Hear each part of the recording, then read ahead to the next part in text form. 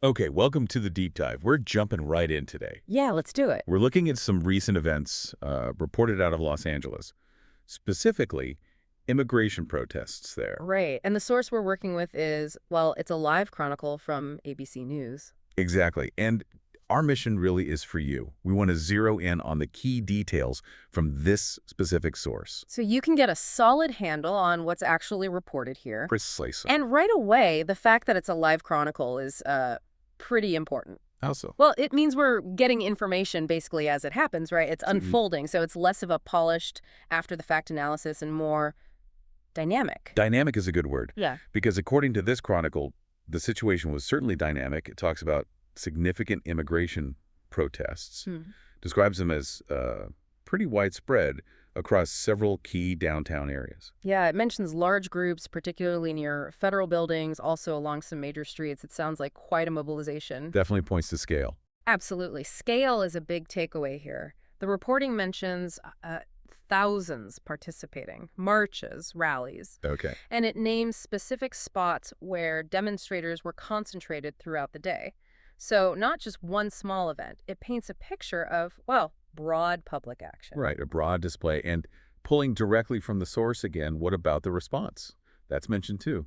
It is. The Chronicle states pretty clearly that the Trump administration deployed 2,000 personnel. 2,000, that's a specific number reported right alongside the protests. Yes. And the source gives a little more context on that deployment, identifies them primarily as federal agents. Okay, federal, from various agencies. That's what it suggests, yeah. And their stated purpose, according to the reporting, was monitoring and maintaining order, particularly around federal properties that were focus points for the protesters. So the report frames that deployment as a direct response. Seems so. Calibrated, you could say, to the scale and the locations mentioned for the demonstrations. Okay, so we have these large protests in key areas, and the source connects that pretty directly to this specific sizable deployment. Action and reaction, reported in near real time. Mm-hmm. Does the Chronicle give any sense of the timing? Like when exactly did those personnel show up relative to the protests starting or peaking? Well, it indicates the deployment was initiated sort of as the protests were gaining momentum, as the scale became apparent. Ah. So personnel arriving in those key areas throughout the day, seemingly as the situation developed. Right, which fits that live Chronicle nature, doesn't it? Things evolving. Exactly. You're seeing events and the reported responses almost moment by moment. So the reported action, thousands protesting in specific locations. Yeah. And the reported reaction, 2,000 federal personnel deployed to those areas. Yes.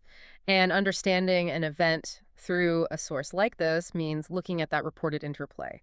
The Chronicle is trying to capture that back and forth as it's happening.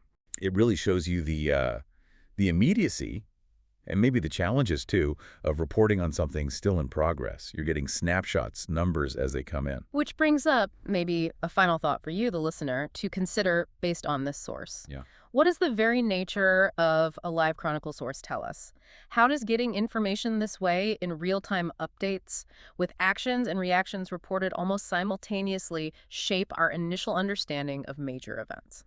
Compared to, say, a report written days or weeks later with full hindsight. Exactly. Think about how that flow of information, the immediacy, might offer a different kind of insight into how these big public moments actually unfold and how they're perceived as they happen. It's something to mull over.